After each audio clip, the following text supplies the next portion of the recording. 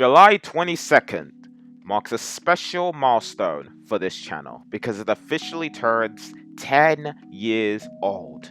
Hello and welcome back to my channel. Greetings if you're new around here, and I hope you're all doing well. For the final anniversary project, I'll be discussing 10 things I've learned from 10 years of content creating. I've seen many content creators do this, and I thought to myself, let me give my own 2 cents on this lifestyle. It's something I've never done before in my channel's history, and I believe I'm more than qualified to discuss what I've learned from YouTube. And maybe I can help other small content creators or people who are thinking of starting YouTube, Twitch, Instagram, or even TikTok. But a quick disclaimer before we start, these are not in any particular order or ranking. I'm just gonna simply discuss my own experiences and express what comes to mind when it comes to content creating. And I'm not saying that you must follow every single point to a T.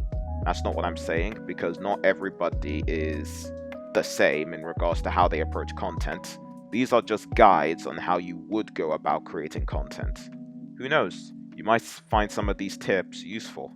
So now, with the concept finally out of the way after how many months?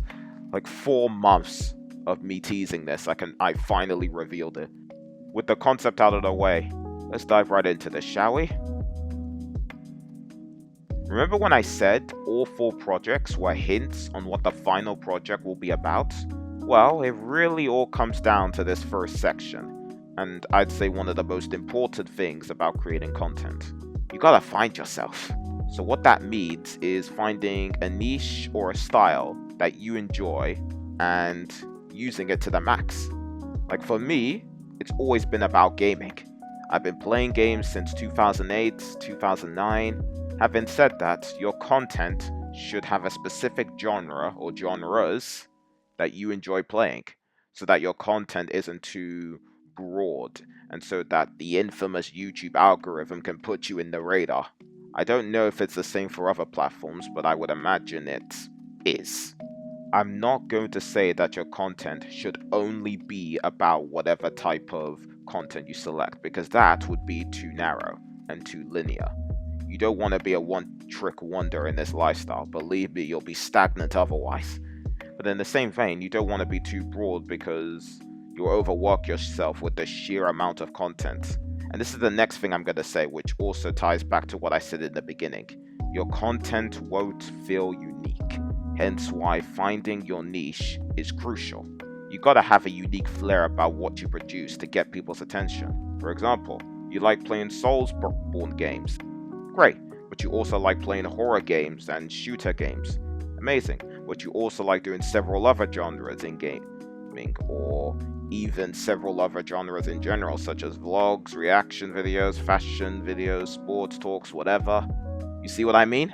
So the point is, you gotta find ideally 2-3 areas in anything you enjoy doing. Make sure those are the main focus of your channel, and even if you want to do additional content on the side, that's fine, but they really shouldn't be your main focus. So it's all about having a good balance of everything. Again, take me for example. I play Splatoon, Mario Kart, and fighting games. I did 4 projects on those 3 areas. However, I also like playing Marvel Rivals and Sonic games, but neither of those are the main focus for the channel. It's always been the main 3 games that are in my name from day one. The rest are just bonuses. I think you guys get the picture now, so let's chat about the algorithm. The infamous YouTube algorithm. And the next thing I've learned in this lifestyle.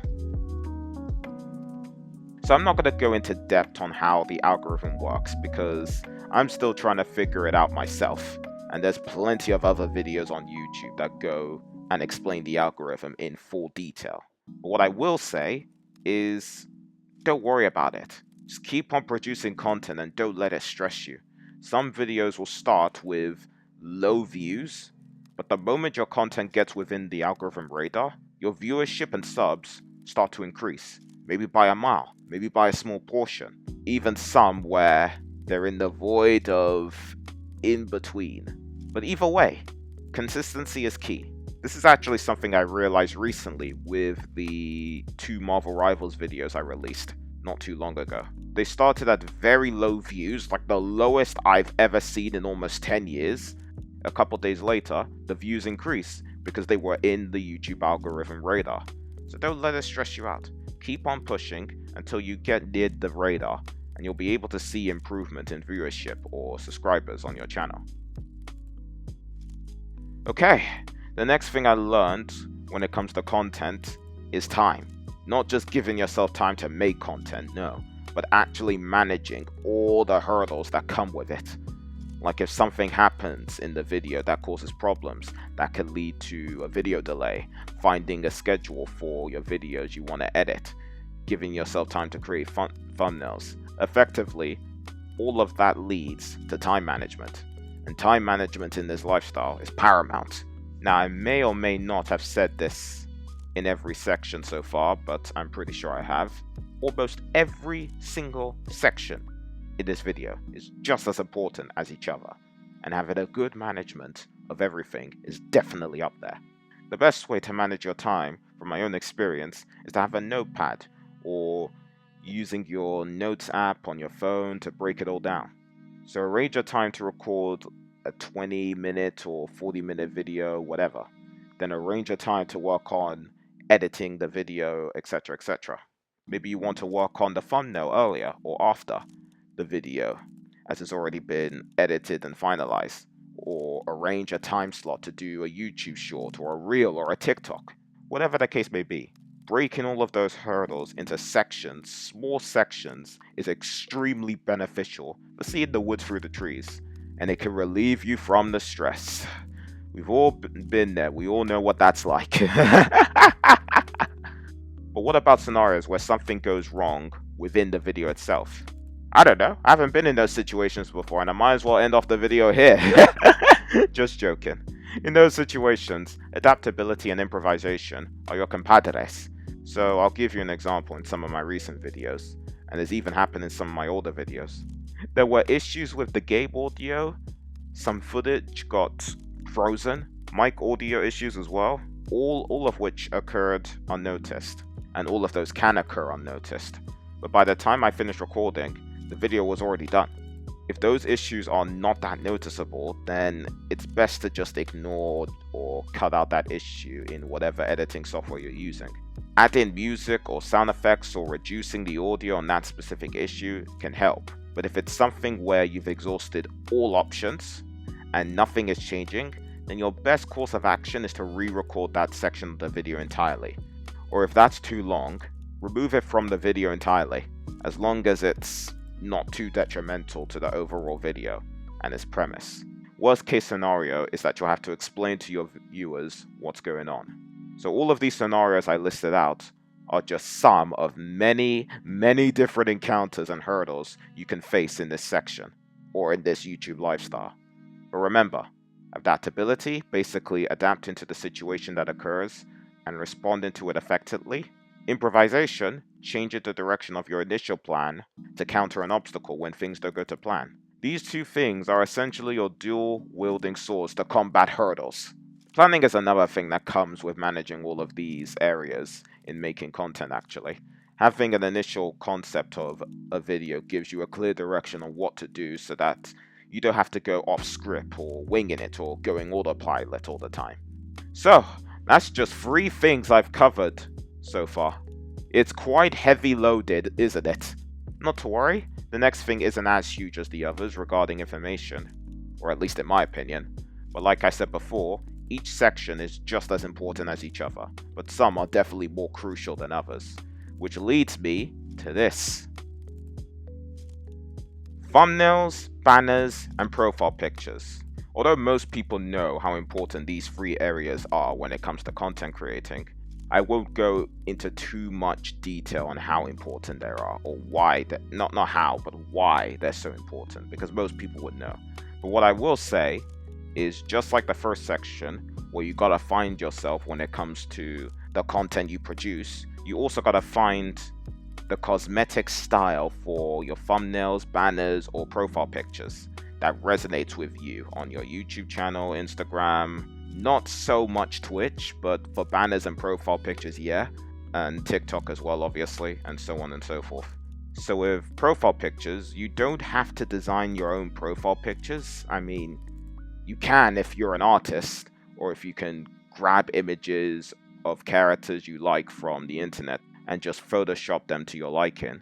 But I would advise to only do that if you don't have the money to hire a commission for somebody to design your profile picture for you, especially with the times we live in.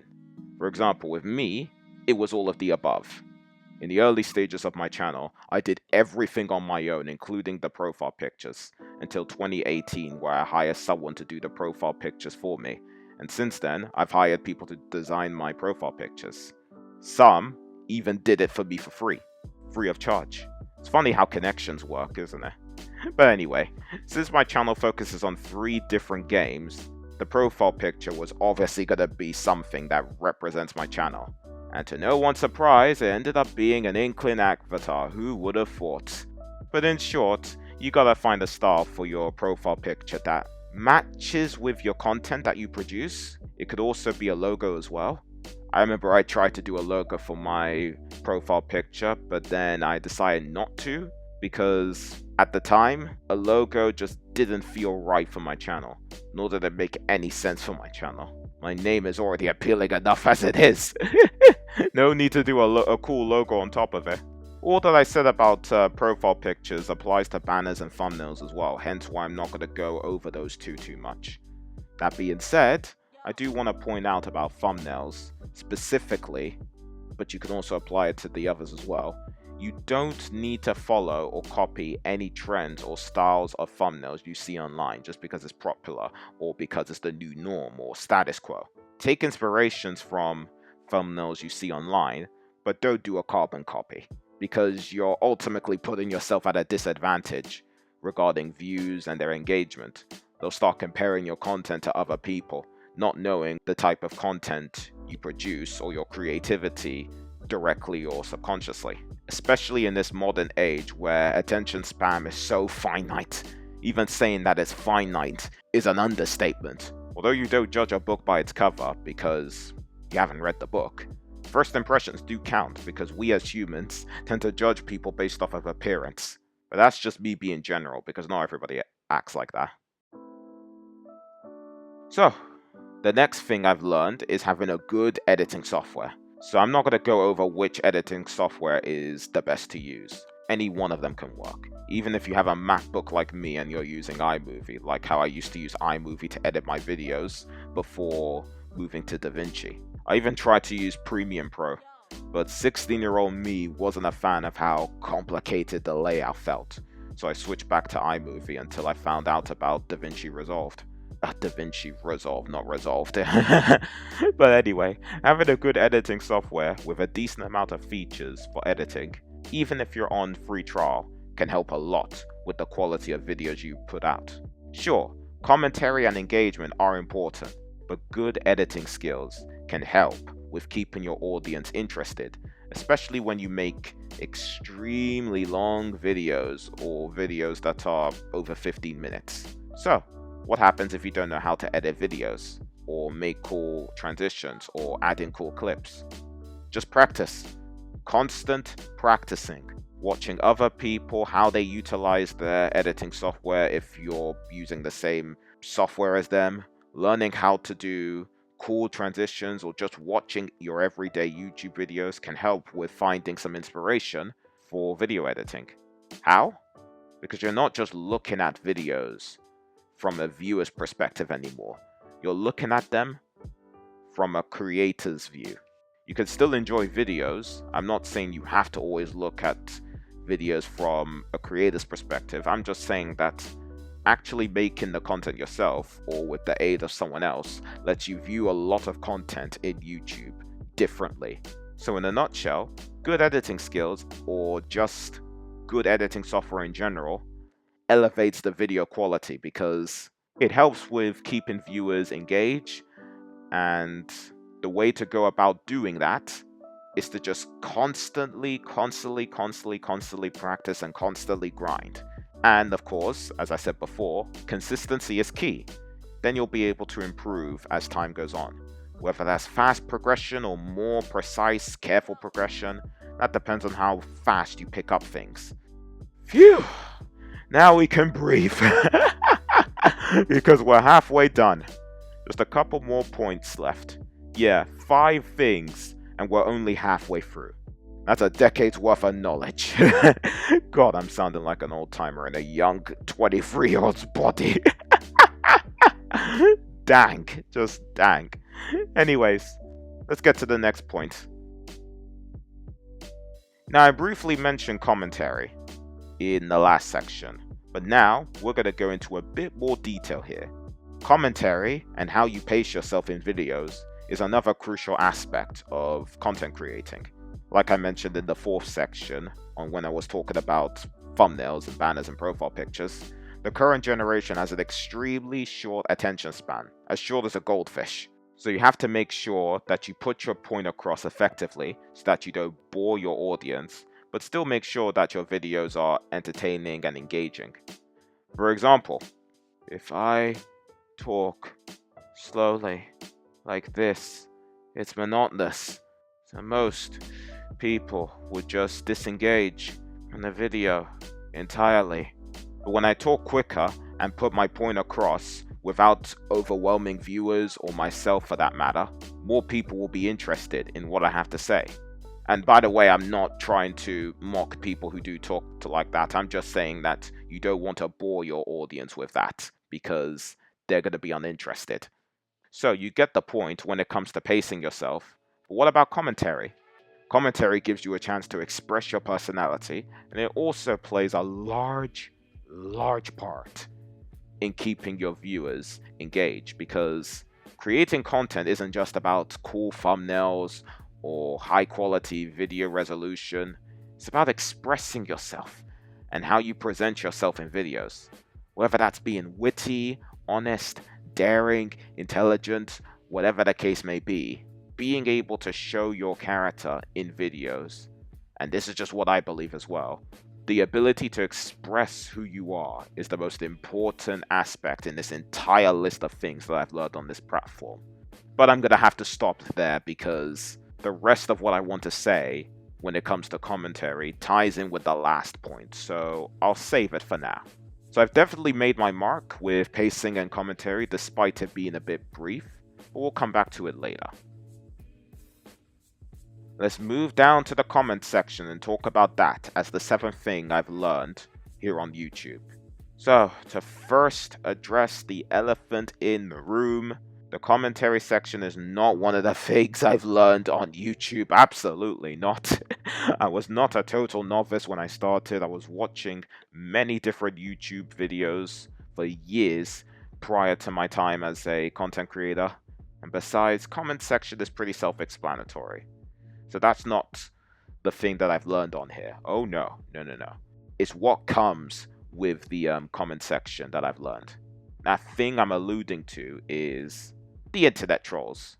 Now, most people know what they are. Grumpy old trolls living under a bridge like Dora the Explorer, so we don't need to go into too much detail. Anyways, trolls are almost unavoidable. Even if you don't look for trouble, or if you're low-key, not in a mischievous or marvelous way, but if you know, you know. But in a serious note, even if you don't engage with them or whatever, they always appear at some point in this life space. Don't let them get to your head at all, because they feed into other people's misfortune and shortcomings. It fuels them, it makes them happy seeing someone at their lowest. It's point blank horrible. But like I said before, don't let it get to you. Most of them are losers that don't have any value in their lives, so that's why they do what they do. Always remember why you're making content and why you enjoy doing it. And we all know that you can just block them if things get out of hand. It's happened to me numerous of times when it comes to trolls within my channel, within YouTube in general, and even outside of YouTube. But to wrap up this section, and this is a quote from Cobra Kai / the Karate Kid franchise, the best defense is to simply don't be there. Now, community post. They're very similar to comment sections, so there's no need to go into detail about that because, once again, it's almost completely self-explanatory. However, what I will say is commentary posts can be helpful for updating your audience with channel updates, showing thumbnails, or even just talking to people in general. I remember back in the day, it was only available to people who have over 1,000 subs and were monetized before YouTube changed it to 500 subs and before they eventually changed it to allow pretty much anyone to use it. So capitalize on commentary post. It helps with elevating your channel to a broader audience because posts, believe it or not, posts can even be showed on the recommendation feed. So why not use them? Alright, now let's talk about something that applies to not only YouTube, but Instagram and TikTok as well. Not so much Twitch. That's something I'm referring to would be shorter videos. So short videos like Reels, YouTube Shorts, TikTok posts, and so on and so forth. For those that don't know, I despise using TikTok. I despise it. I don't have an account on TikTok, so you'll never see me on that site. Having said that, a lot of what I say here in this section, and almost all aspects of this video, apply to TikTok as well, which leads me to say this. Take advantage of this format. Not just because, or not because it's better than full-length videos or anything like that, but because it's quicker, it reaches to a wider range of new viewers much faster. It also gets put on the recommendation feed as well. Short videos don't take nearly as much time to edit, and who knows, maybe it falls under the YouTube algorithm radar and it causes your channel to completely explode in subs and views. That's what happened to me, at least with a YouTube short I posted 4 years ago on Street Fighter 5 when I almost did the Daigo parry, like the complete Daigo parry. Now those are the benefits for this format. However, the downsides are because that they're a shorter format, you can't make them as long as you want to. Or at least on YouTube, you have I believe it's a 3-minute duration cap. Any higher and it'll just get treated as a regular video, unless you do live streams.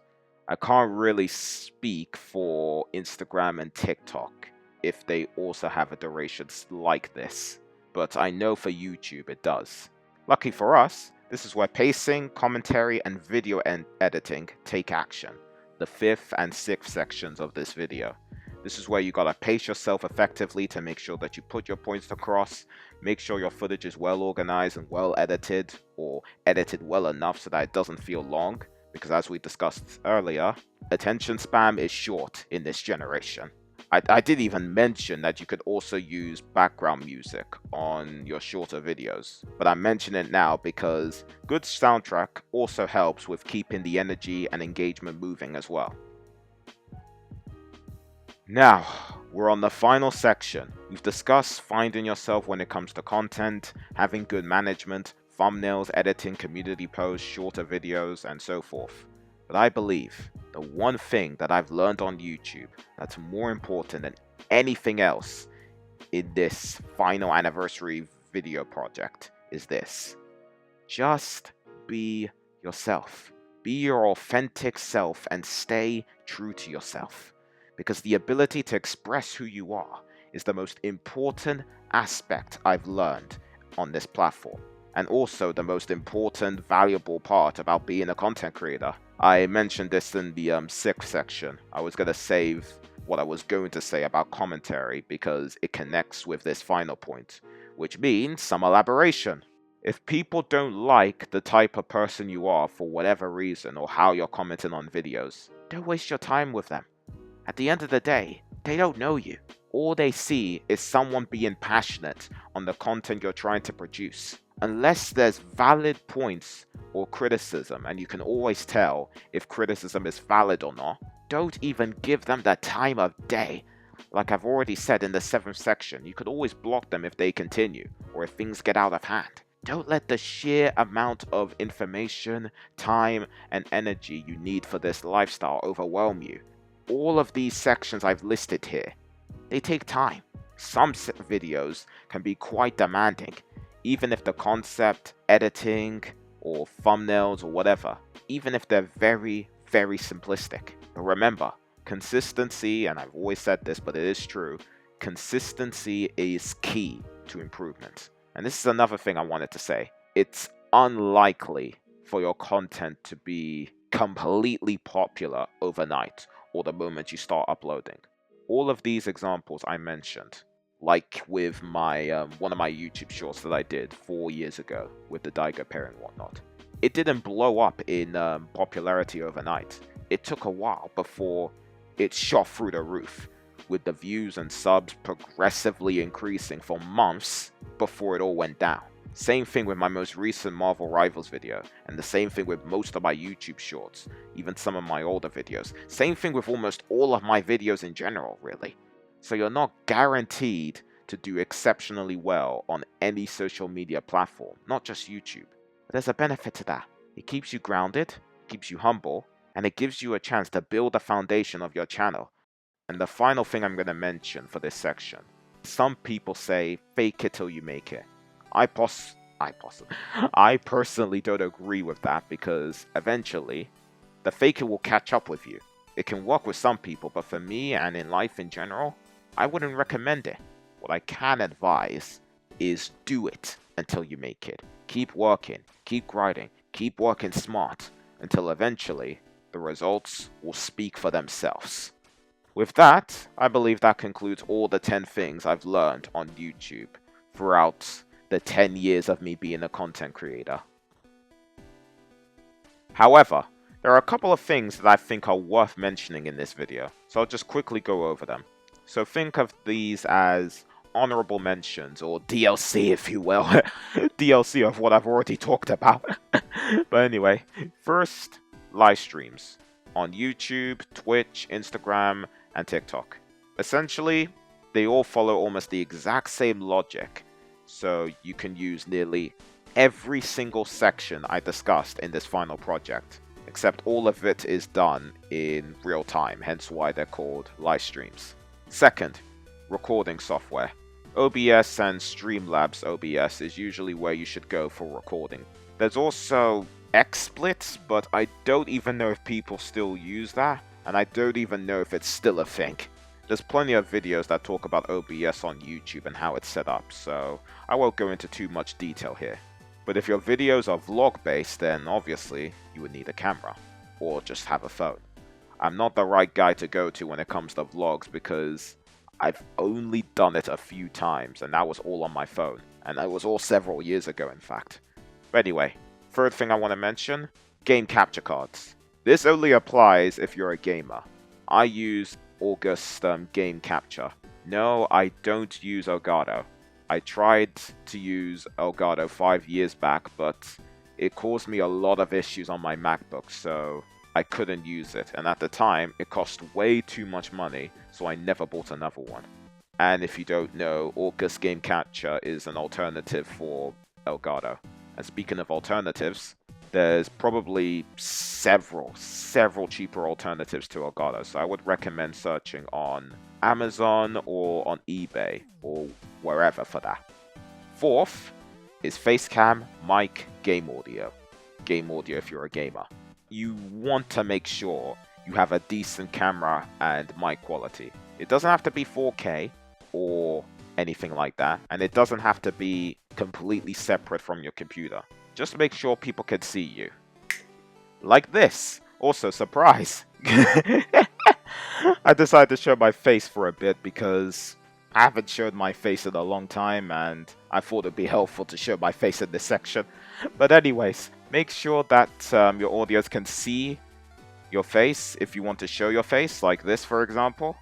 And make sure that your audience can hear you when you commentate. Obviously, you don't need a face cam for videos, but it's just for situations where you want to show your face.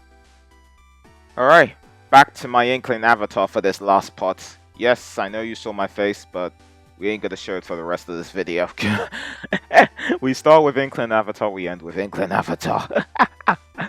But yeah, the final section for this honorable mentions is to have efficient hardware. A large amount of what I said in this video cannot be done without hardware, because how are you going to run these stuff without a computer or a camera or a phone. This is coming from someone who started their channel with just an iPhone and iMovie as an editing software. Now I have all of these stuff for making content now. Trust me when I say this journey will be a lot easier if you have efficient technology to handle and manage all of this stuff. So long as you have a modern day laptop or computer that runs your recording, editing software as well, gaming if you're a gamer, so if you play on Steam or if you need a capture card, whatever, and if it has a built-in camera, then it's all good. I would imagine all modern day computers have I would imagine all modern day computers have an built-in camera, especially after 2020. You would also need headphones, ideally headphones with a built-in mic, so that you can save yourself from purchasing a separate mic, just like with the camera. I would not recommend using a built-in mic on computers or phones unless the mic quality is clear enough. So overall, that's all she wrote for the honorable mentions. Again, it seems like it's a lot of information and a huge amount to manage. But like I mentioned in the final section, don't let it overwhelm you, because all of this takes time anyway. And most importantly, this is something that I did not mention in the last section, but it's so crucial that I feel like I'm doing a complete disservice to the last section if I don't include it here, is to enjoy yourself. Just simply enjoy yourself when it comes to content. If you don't enjoy making videos and feel like you're obligated to do this, then people can pick up on that. Even if they're not the fastest when it comes to picking up on things quickly, they could still pick up on it later down the line. And how do you expect people to enjoy your videos if you don't enjoy them? It really is just that. Enjoy yourself.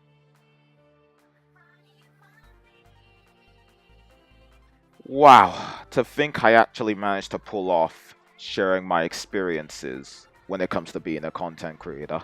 A big thank you to everybody who watched all of the anniversary projects, announcements, and the montage I released last week on the 22nd. Honestly, it's been a long but enjoyable journey. 10 years. Still can't believe it. My channel is now officially 10 years old, despite being created 6 months before my first video released. It's insane. I started this journey with a phone, iMovie as an editor, and a desire to do videos because I was inspired by many different YouTubers I've watched throughout the years. And now my channel has grown just as much as I've grown since 2016. I used to do cringy plushie videos, reaction videos, then I decided to stick with gaming, did a top 5 ranking, did several Splatoon montages. Now I'm discussing what I've learned throughout the years. I mean, what else can I say other than thank God? Thank God that I'm still standing, still enjoying this lifestyle despite all the adversity that comes with this life, both mentally and physically. Most important of all, I'm still alive to work on this stuff. The journey doesn't end here at all. So long as I still enjoy this lifestyle, the ride isn't slowing down anytime soon. Which leads me to discuss the future of this channel. I'm still going to be making content.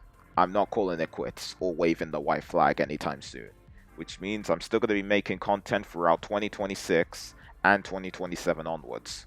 Having said that, I do need a month break because I've been working on these anniversary projects for 2 months. 2 months since the end of May, which is why I decided to release this video at the end of July.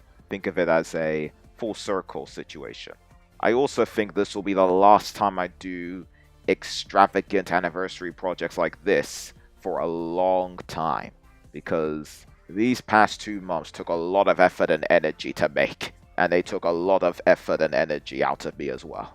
Nevertheless, I do plan on releasing a few YouTube shorts of the final 2 projects and my normal YouTube short posting and whatnot. But other than that, I'm done with full-length videos for a while.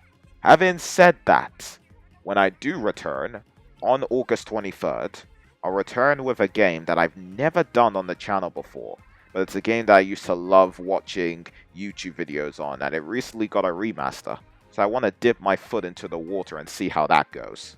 And the final thing I want to announce is after the end of August, the temporary scheduling that I introduced at around March will return, which means 2 videos every 2 weeks because one, I'm still searching for a job and I feel as if there's something in the air and I might finally get one during the last 4 months of 2026. And two, I've worked on YouTube content for the past few months now, or the past couple of months now. I need some time to relax for a bit because I can only do so much. So I'm going to be switching back to the temporary schedule. I think I should honestly stop calling it temporary because it ain't temporary anymore. It's become more of a contingency schedule to balance this lifestyle and real life. So a second schedule is more accurate, to be honest with you. But to wrap up the anniversary project completely, thank you all so much for watching all 5 projects, and thank you all so much for this decade journey, old and new viewers. As always, be sure to click the subscribe button because we're aiming to reach 700 subs before the end of 2026. It's been a long road, but we're not stopping anytime soon. I will continue to do YouTube for as long as I still enjoy making content and so long as I'm still available to. Even if life becomes a bigger priority, I'll find a way to make time for this lifestyle because this is what I enjoy doing. So with that being said, I'll see you guys in August 23rd. And for the final time, thank you for 10 years with many, many more years on the way. Take care, folks. Peace.